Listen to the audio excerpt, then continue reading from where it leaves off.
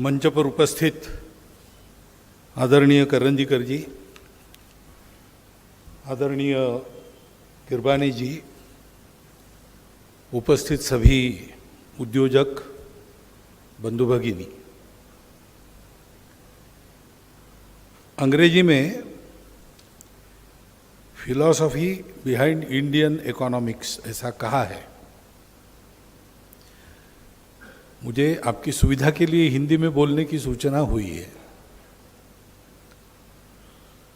हिंदी में नहीं बोलता तो मराठी में बोलता। अंग्रेजी में बोल सकता हूं लेकिन नहीं बोलूंगा, क्योंकि हमारी कल्पना अंग्रेजी में अभिव्यक्त हो नहीं सकती।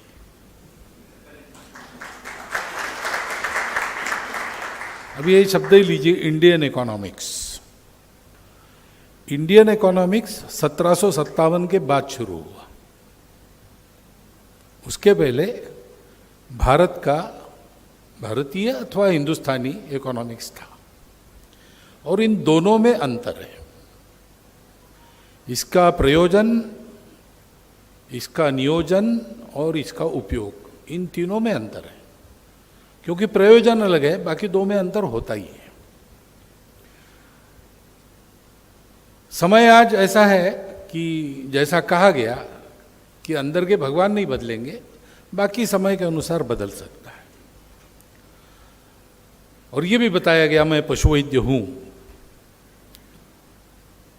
एक बात उन्होंने बताई नहीं, जैसे पशु वैद्य बिना पूछे जानता है, वैसे लात या सींग का मार खाके भी उपचार करता है। ये भी दूसरी बात है। परंतु मेरा विषय अर्थशास्त्र है नहीं। फिर भी आप जैसे लोग मिलते रहते, कुछ बोलते बताते रहते। सरसंघ चालक हूं तो बहुत सी बातों का परामर्श लेना ही पड़ता है। इसमें से मेरे पास जो आया है मैं वो आपके सामने रखूंगा। भारतीय अर्थचिंतन। पहली तो बात ऐसी है कि भारत में कोई अर्थचिंतन है,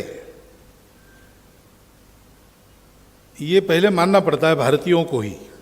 क्योंकि एक गलतफहमी, ये हमारा आध्यात्मिक देश है इसलिए पैसे वैसे से हमको काम नहीं, ऐसा नहीं है। अध्यात्म और भौतिक जीवन, ये दोनों साथ चलते। हमारी परंपरा कहती है कि जो बाहर का है, जो बदलते रहता है, जो नष्ट होता है, उसको हमारे यहाँ कहा उसको जानने की विद्या यानी अविद्या, और जो शाश्वत है उसको जानना यानी विद्या। हमको ये कहा है कि अविद्यया मृत्युम तीर्त्वा विद्ययामृतम अश्नुते। जीना कैसे? तो अविद्या में पारंगत होकर भौतिक जीवन की कठिनाइयों पर मात करके यशस्वी जीवन लगना, लेकिन विद्या को जान के सार्थक जीवन जीकर मृत्यु पर मात करना, मृत्युम तीर्त्वा अमरत्व को प्राप्त करना। तो हमारे यहाँ भी अर्थ को स्थान है ही, क्योंकि होना ही पड़ता है। जीवन के सत्यता को हमने कभी नकारा नहीं है। और यद्यपि आत्मा अमर है या जीवन चलते रहता है, जन्म होते रहते हैं, फिर भी हर जन्म में पेट तो भरना ही पड़ता है। तो हमारे यहाँ इन सबको एक लेजिटिमेसी पहले से है। मनुष्य है तो उसको इच्छाएं होती है, इच्छाओं की पूर्ति करनी पड़ती है। पूर्ति के लिए साधन चाहिए। ये दोनों बातें हमारे यहाँ मान्य की है।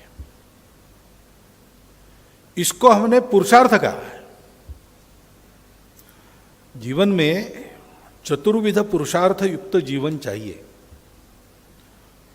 उसमें ये मेरे से संबंधित है कि व्यक्ति के नाते मेरी इच्छा पूर्ति के लिए मेरे साधन। अब इसकी मान्यता सारी दुनिया में है, लेकिन हम जरा इसके आगे जाते हैं। मेरी इच्छा और मेरी पूर्ति के साधन क्या है? जो भी है उसका उपयोग क्या है? उसका उपयोग है धर्म और मोक्ष। क्योंकि हम देखते हैं कि हम चलते रहते हैं जीवन में, हम भी और लोग भी जीते हैं, यशस्वी जीते हैं, नहीं यशस्वी उतना जीते, बढ़ते आगे नहीं बढ़ पाते, जन्म लेते हैं, मरते हैं, चलते रहता है। प्रश्न ये आता है, इसका कुछ अर्थ है क्या कि ये निरर्थक है? अगर ये निरर्थक है तो बड़ी भयावह बात है। अगर निरर्थक नहीं है तो इसके पीछे का अर्थ क्या है? इसके उत्तरों की खोज करना बाकी दुनिया ने बंद कर दिया, हमने बंद नहीं किया। हमने उसकी खोज जारी रखी तो हमको उसके उत्तर मिल गए। और इसलिए हमारे यहाँ जीवन की पद्धति बताई है, क्यों जीना? आत्मनो मोक्षार्थम जगद हिताय च। तथागत के शब्दों में कहे तो सब पापस्य अकरणम कुशलस्य उपसंपदा। क्या है? अब पापों से मुक्ति और जीना कैसे? कुशलता पूर्वक। कुशलता का सामान्य अर्थ है स्किलफुली, लेकिन स्किल क्या है? स्किल यह है कि स्वयं जीना और किसी के जीने को धक्का नहीं लगना चाहिए, ऐसे जीना। योग कर्मसु कौशलम, उसका भी अर्थ यही है, ऐसा जीना। और फिर सच्चित्त परियोदपनम, ये करते करते चित्त की शुद्धि करना। एतद् बुद्धानुशासनम, ऐसा उन्होंने कहा है। ये क्या है? तो हमको जीना है लेकिन दुनिया को भी जीना है।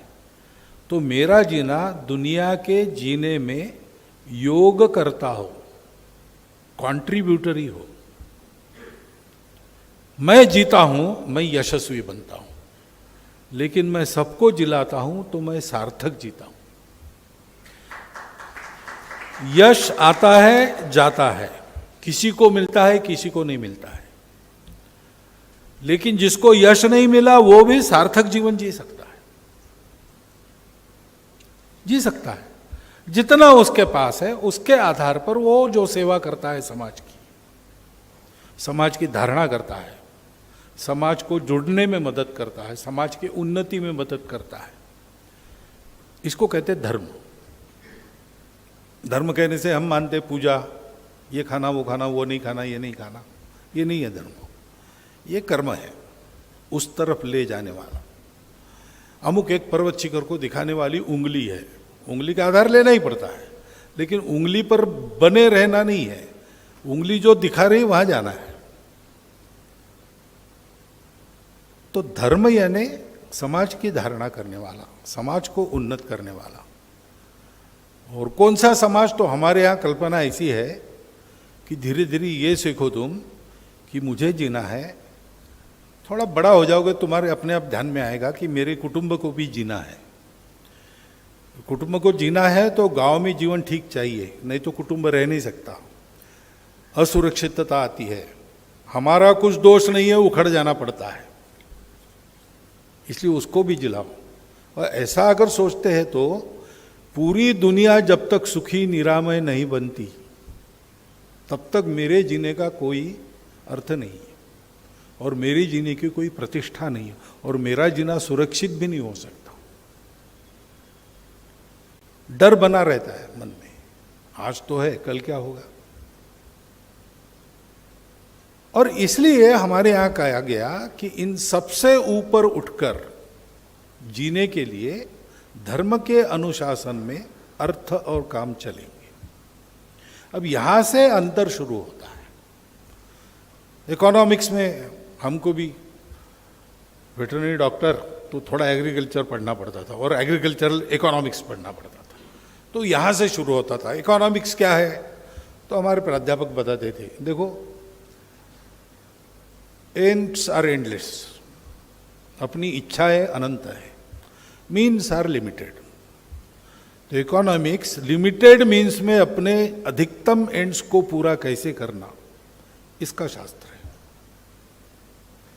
और सबसे अच्छा इकोनॉमिक्स कौन सा? तो उसकी हाइट जो दुनिया आप जानती है वो है maximum good of the maximum people.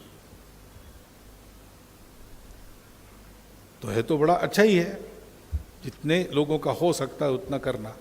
लेकिन जितने लोगों का अच्छा अधिक से अधिक किया तो भी जो कम से कम लाभ से वंचित लोग रहेंगे वो भी उसको एक क्षण में बेचैराग कर सकते हैं।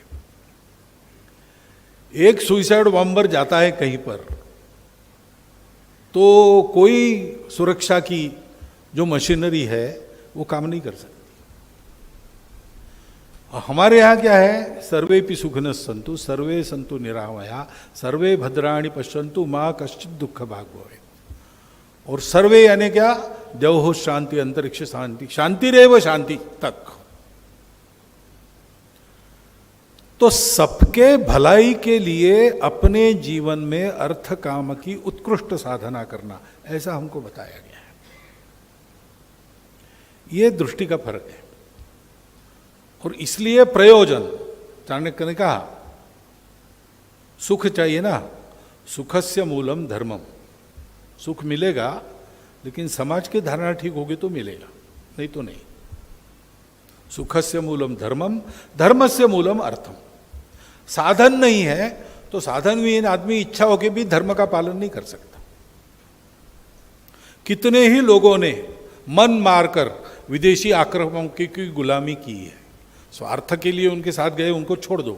लेकिन अपने देश का सामान्य आदमी क्या कहता था, वो तो स्वतंत्रता की इच्छा, ये भारतीयों का गुण है। पहले तो विदेशी आक्रमण हुए ही नहीं अपने यहाँ, जब शुरू हुए तब चाणक्य ने मंत्र दिया समाज को, नत्वे आर्यस्य दास्य भाव। हम सुसंस्कृत लोग हैं, हम कभी गुलामी नहीं करते। और इसको भारतीयों ने पकड़ के रखा है। कोई आक्रमक पहला कदम रखता है हमारी सीमा में, उस दिन से स्वातंत्र्य युद्ध शुरू होता है। वो जब तक पूरी स्वतंत्रता मिलती नहीं जारी रहता है। इतिहास में सब बातें नहीं है जो पढ़ते हैं उसमें, लेकिन हम प्राप्त करते और पूरा इतिहास पढ़ते हमारे ध्यान में आता है कि भारतवर्ष मन से गुलाम तो कभी भी नहीं रहा। तो इस स्वतंत्रता प्राप्त करने की इच्छा सबकी रहती है और मनुष्य मात्र को सच्चा स्वतंत्र होना है। तो कैसे, साधन चाहिए। साधन नहीं तो आदमी परावलंबी होता है, परावलंबी होता है यानी गुलाम होता है, मजबूरी में जाता है। तो इसलिए साधन संपन्न होना ये पुरुषार्थ है।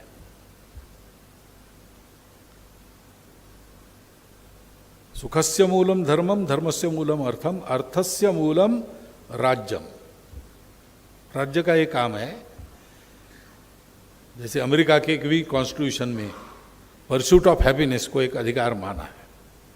ये परस्यूट ऑफ हैप्पीनेस जो चलता है, यानी अर्थ काम की जो साधना चलती है वो ठीक से चले, नियम से चले, धर्म से चले, ये देखने वाला राज्य होता है अपनी परंपरा में। उसका वो काम है, कंट्रोल करना उसका काम, कंट्रोल ये करना, करने वाले इसको देख के करें। और राज्य से मूलम क्या है, क्योंकि राज्य के हाथ में अगर ये अधिकार आ गया, राज्य भी निरंकुश हो सकता है, वो न हो इसलिए राज्य से मूलम इंद्रिय निग्रह। और इंद्रिय निग्रह से मूलम वृद्धोपसेवा। और भी आगे चलता है, लेकिन वृद्ध यानी बूढ़े लोग नहीं, वृद्ध यानी समाज के महाजन जो समाज को गाइड करते, उनके साथ कंसल्टेशन से चलना। सारा अर्थ व्यापार कैसे चले देश का, ये मेथोडोलॉजी हमारी है। आप सब अर्थ के ज्ञाता है, आज के इकोनॉमिक्स को ज्ञाता है ही। आपको तुरंत ध्यान में आएगा कि ये थोड़ा अलग है बाकी दुनिया की रीति से, क्योंकि प्रयोजन अलग है। कमाना तो है, लेकिन कमाकर करना क्या है, कमाकर बांटना है। हमारे यहां पर हम लक्ष्मी के उपासक हैं। हम हमारे स्तोत्रों में, स्तुतियों में, सर्वत्र हम मांगते हैं, ये दो, वो दो, वो दो, और भौतिक मांगे हैं। रुद्र कभी सुना होगा आपने, रुद्राभिषेक होता है तो शिव जी को यही मांगा है, ये चाहिए मुझे, पशु चाहिए, पक्षी चाहिए, अमुक चाहिए, तमुक चाहिए, सारा कुछ, धनम धान्यम पशुम बहुपुत्र लाभम। श्री सूक्त में भी वही, लेकिन केवल इतना नहीं मांगा है।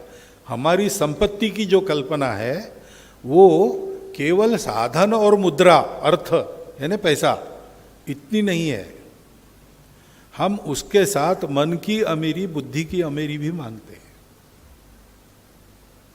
मनसः कामम आकुतिम वाचम सत्यम अशीमहि, न क्रोधो न च मात्सर्यो न लोभो न शुभामति भवन्ति कृत पुण्यानाम, उसके लिए श्री सूक्त कहा जाता है। इन सब बातों को हमने समृद्धि में माना है। प्रकृति भी समृद्धि है विश्व की। हमको ये सब चाहिए, हम उसके लिए सारा प्रयास करते हैं। और इसलिए हमारा स्थान क्या है इसमें? मुझे चाहिए, मुझे चाहिए, मुझे चाहिए। क्यों चाहिए? क्योंकि संपत्ति की प्रचुरता बिगाड़ती है, ये भी है, उसका स्वभाव है। तारुण्यम, धन संपत्तिम, प्रभुत्वम, अविवेकिता, ये चार बातें बिगाड़ती है। और चार एक साथ आ गई तो प्रलय हो जाता है, ऐसा एक सुभाषित है। तो उसमें धन संपत्ति भी है, उसमें प्रभुत्व भी है। तो इसलिए हमारे यहां यह विवेक बताया है कि दोनों हाथों से कमाओ, भरपूर कमाओ। कितना कमाओ उसकी कोई मर्यादा नहीं है, लेकिन अपने लिए न्यूनतम आवश्यक रख के बाकी सब बांट दो। तो हमारे यहां, हमारी अर्थनीति में दान की कल्पना है। CSR वगैरह ये बातें हमको नहीं है। हमारे यहां संपत्ति कमानी है दान के लिए। विद्या विवादाय धनम मदाय शक्ति परेशान परपीडनाय, ये दुष्ट लोगों का काम है। विद्वानों का कहा है ज्ञानाय दानाय च रक्षणाय। और इसलिए हमारे अर्थायाम में एक अभिन्न अंग है सदा सर्वदा दान। और दान किस भावना से करना? मैं दे रहा हूं ये अहंकार नहीं। ये दे दो, इसका त्याग करो, उसका त्याग करो। जिससे तुम त्याग करते हो, ये मैंने दिया, ये मैंने दिया, वो मैं उसका भी त्याग करो। ये त्वदीय वस्तु गोविंदम तुभ्यमेव वो समर्पितम, ऐसी वृत्ति है। क्योंकि ये सत्य है। हम काम क्यों कर सकते हैं, हम अपना अपना उद्योग क्यों कर सक रहे हैं? समाज में उसकी आवश्यकता इसलिए कर सक रहे हैं।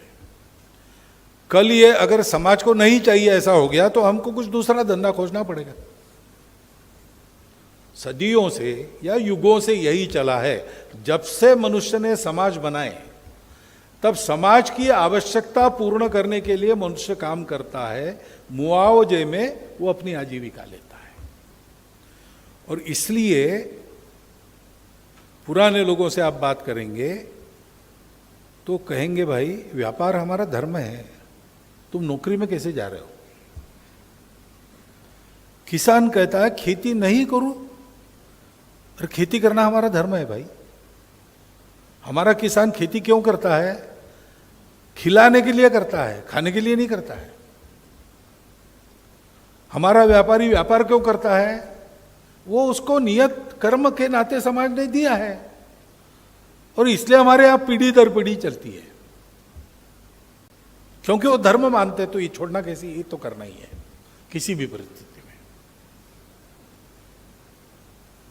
अग्रवाल समाज में कहानी चलती, महाराजा अग्रसेन महाभारत का युद्ध होने के बाद उन्होंने कहा अब क्षत्रियों का कुछ काम नहीं है, तो ये लड़ाई वड़ाई, अब राज्य करना होगा, अब क्या करना है? तो व्यापार करो। तो ऐसी प्रथा उन्होंने डाली समाज में कि नया व्यक्ति आता है तो उसको पूरा गांव 1 रुपया और 1 वीट अपने तरफ से देता था। इसके आधार पर अपना घर बनाओ, और रुपया मिला उससे अपना काम करो। तो हमारा अर्थांजन धर्म के लिए है, वो हमारा कर्तव्य है, वो हमको सबके लिए करना है, केवल अपने लिए नहीं करना है। ये पहली बात है। इसलिए हम मालिक नहीं है, हम ट्रस्टी है। गांधी जी ट्रस्टीशिप की कल्पना करते थे, वो अपने परंपरा की कल्पना है। ये सब जिसने दिया है उसके लिए विनियोग करना है। हम उसके विश्वस्त है, हम उसको प्राप्त करके बढ़ाते हैं और दे देते हैं, फिर से मिलता है, बढ़ाते हैं, दे देते हैं। ऐसे परस्परम भावयंतम समाज कारण चलते रहता। और इस दृष्टि से फिर हमारे यहाँ ये रचना की गई। तो पहली बात ऐसा ये होने के कारण हमको कितना लेना है इसमें से, तो हमारे यहाँ ऐसा कहते कि 6 भाग। अब समय समय पर इसके अलग अलग वर्जन्स है, लेकिन वो 6 वाला मुझे बहुत अच्छा लगता है, इसलिए मैं उसको आपको बता रहा हूँ। एक हमने कमाया है, हमको अपने अर्थायाम के लिए 1/6 ये अलाउड है। भविष्य के लिए बचत करना है, क्योंकि अर्थ और काम के लिए उपभोग करना है, लेकिन हम उपभोक्ता नहीं है। हर आदमी हमारे यहां ग्राहक कहलाता है, कंज्यूमर यानी खाने वाला, लेकिन हम खाने वाले नहीं हैं। हम इसको ग्रहण करते हैं, पकड़ के रखते, बढ़ाते और वापस देते हैं। केवल खाते नहीं है, खिलाते भी हैं। तो प्रत्येक व्यक्ति ग्राहक होता है। तो उपभोग के लिए तो दिया है, लेकिन भविष्य की व्यवस्था उसके लिए दिया है। बचत करो, खाओ खाओ, ज्यादा खाओ, ज्यादा खाओ, जितना ज्यादा खा सकते खाओ। हमारी आयु मर्यादित है, उसमें जितना भोग सकते उतना भोगो, ये नहीं कहा। कहा कि कमाओ खूब, उपभोग संयम से करो, 1/6 तुम लो, 1/6 बचत करके रखो। आगे कौन सा प्रसंग आएगा पता नहीं। फिर 1/6 कहा कि तुम्हारी कोई श्रद्धा है, पूजा है, संप्रदाय है, कुछ बनाना पड़ता है, कुछ देना पड़ता है, पूजा में डालना पड़ता है, उसके लिए 1/6 रखो। देव के लिए अपनी अपनी देवता, अपनी अपनी पूजा, अपनी अपनी श्रद्धा। फिर कहा कि समाज के लिए कुछ करो, तो उसके लिए आज आपको 2% है, उस समय 16% था। लेकिन दूसरी भी बात है, राज्य को आज शायद 30% देना पड़ता होगा, लेकिन उस समय 16% ही था। 1/6 राजा का। राजा को एक बार डांटा समाज के लोगों ने सभा में, तो प्रसंग वो कहता है ऋषि राजा को कि तुम बहुत एरोगेंट होकर बात कर रहे हो, ये मत भूलो तुम षडभाग तस्कर हो, हमारा 6वां हिस्सा चुराने वाले तुम हो। तो 6वां हिस्सा राज्य के लिए व्यवस्था धर्म वो ठीक रखते हैं, सुरक्षा करते हैं, कानून व्यवस्था ठीक रखते हैं, उनको खर्चा होता है, उनकी अपनी आय कुछ नहीं, इसलिए टैक्स 16% सबको। और 1/6 रखना आड़े हाथ, आड़े समय के लिए, कोई इमरजेंसी आ जाए, कॉन्टिजेंसी आ जाए। तो मेरे लिए यानी मैं और मेरा परिवार इनके आजीविका के लिए 16, ऐसा करके वो होता था। 6 भाग होते थे। ऐसा हमारे यहां पर उसका डिस्ट्रीब्यूशन है, कर्तव्य के नाते वो करते हैं। और फिर करने में जो हमारी दृष्टि थी, तो अर्थायाम में हमने कंपार्टमेंटलाइजेशन नहीं किया, हमने एक इंटीग्रल विचार किया। जैसे आज इंडस्ट्री मिनिस्ट्री अलग है, कॉमर्स अलग है, एग्रीकल्चर अलग है, फॉरेस्ट अलग है, और इसमें रहने वाले लोगों के लिए अलग अलग प्रावधान है। तो होता क्या है कि ये इंटर डिपार्टमेंटल जो कंपटीशन एक चलती है, थोड़ा सा मत्सर वगैरह रहता है, और फिर इसका भी सैंक्शन लो, उसका भी सैंक्शन लो, तो इनके नियम अलग है, उनके नियम अलग है, इसमें हम फंसे रह जाते हैं। हमारे यहाँ ये कहा गया कि कृषि, वानिकी, व्यापार, उत्पादन, ये व्यापार और उद्योग, ये चारों बातें संपत्ति निर्माण करने की बातें हैं। तो इनको एक समग्र रूप से देखा जाए तो उपजाऊ जमीन हमारे यहां बहुत थी, तो लोग दूर दूर बसेंगे, छोटी छोटी देहातों में बसेंगे, तो इंडस्ट्री हमारी ये नहीं थी, डिसेंट्रलाइज थी। मास प्रोडक्शन हम नहीं करते थे, हमारे यहां प्रोडक्शन बाय मासेस होता था, उससे रोजगार भी सबको मिलता था और उससे उत्पादन भी बढ़ता था। हमारे पॉलिसी में यह था कि भरपूर उत्पादन करो, आवश्यकता से ज्यादा उत्पादन करो। स्वाभाविक है, हमारी इकोनॉमिक फिलॉसफी ये सस्ताई की है, महंगाई की नहीं है, इन्फ्लेशन की नहीं है। प्रचुरता और प्राइस कम। लेकिन यह भी बताया गया भरपूर उत्पादन करो लेकिन लिमिटेड खाओ।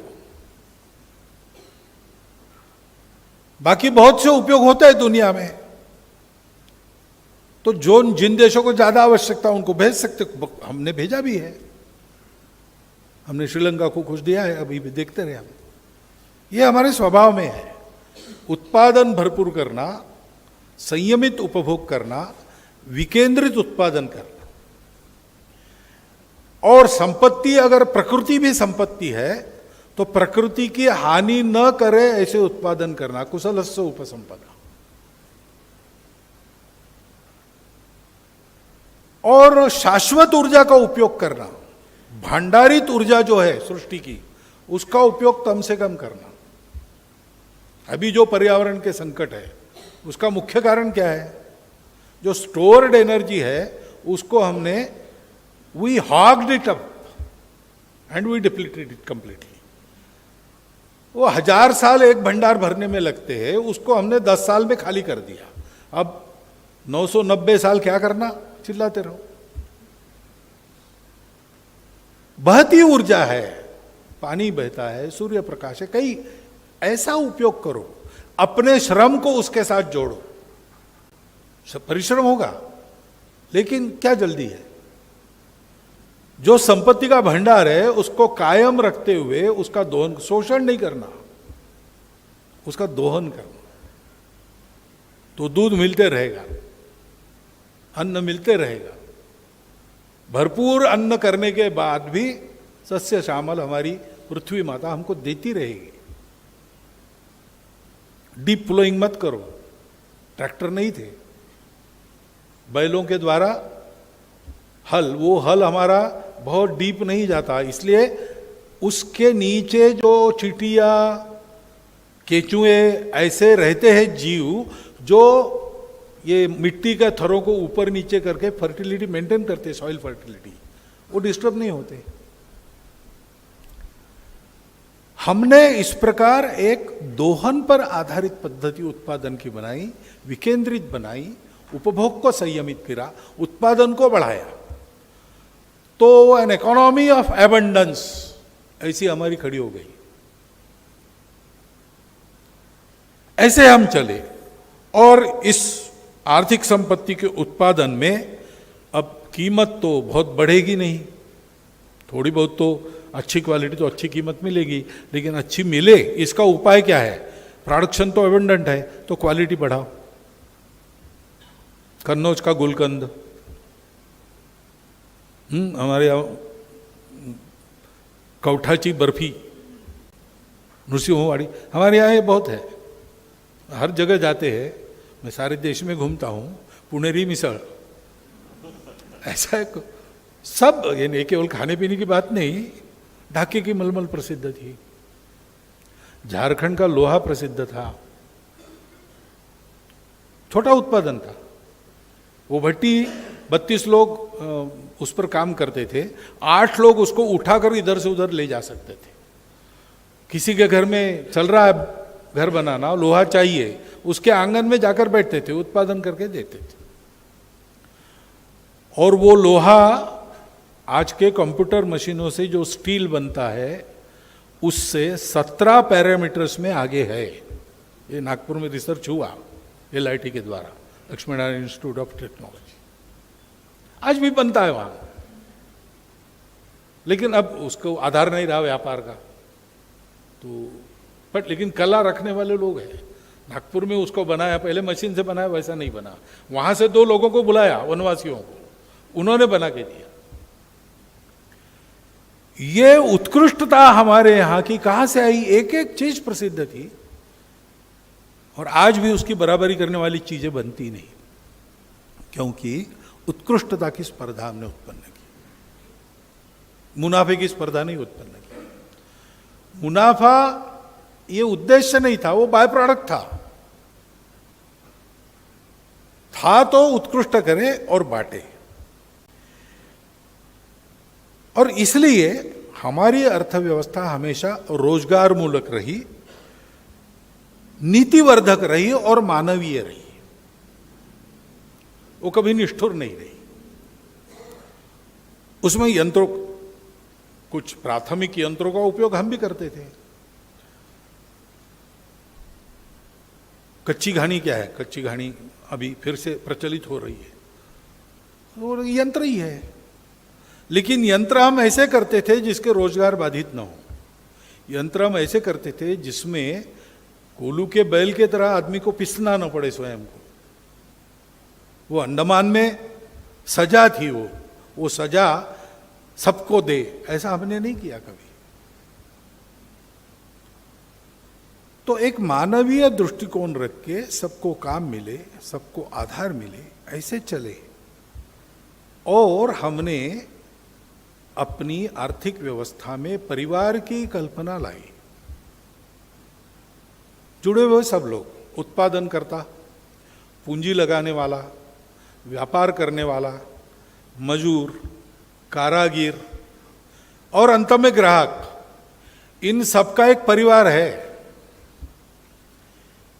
इन सब लोगों को अपना अपना काम करना है, ये विचार करके कि इन सब लोगों की सुविधा हो, असुविधा न हो, इन सब लोगों को लाभ हो। मैं अकेला खा जाऊं, बाकी चिल्ला तेरे, ऐसा नहीं होगा। इसके लिए आवश्यक संस्कारों का हमने जतन किया, पीढ़ी दर पीढ़ी उनको हम बताते रहे। ये हमारा ट्रेनिंग रहा। टेक्निकल ट्रेनिंग तो आज भी कदाचित उससे ज्यादा अच्छा मिलता होगा, पता नहीं, लेकिन ये संस्कार मिलता है क्या? हमारे बच्चों को हम क्या सिखाते, कैसा करना सिखाते? ये हमारी अर्थव्यवस्था थी। और मुझे ऐसा लगता है कि हमारे स्वभाव में है, इसलिए तंत्र बदला, दूसरे पैरामीटर्स दुनिया के आ गए, तो भी कहीं ना कहीं इसका आविष्कार हम आज भी कर रहे हैं, नए तंत्र में भी। मुझे ऐसा बताया एक मंत्री महोदय ने, एक व्यापारिक समिट के लिए गए, सऊदी में हुआ, कल से शुरू होना था।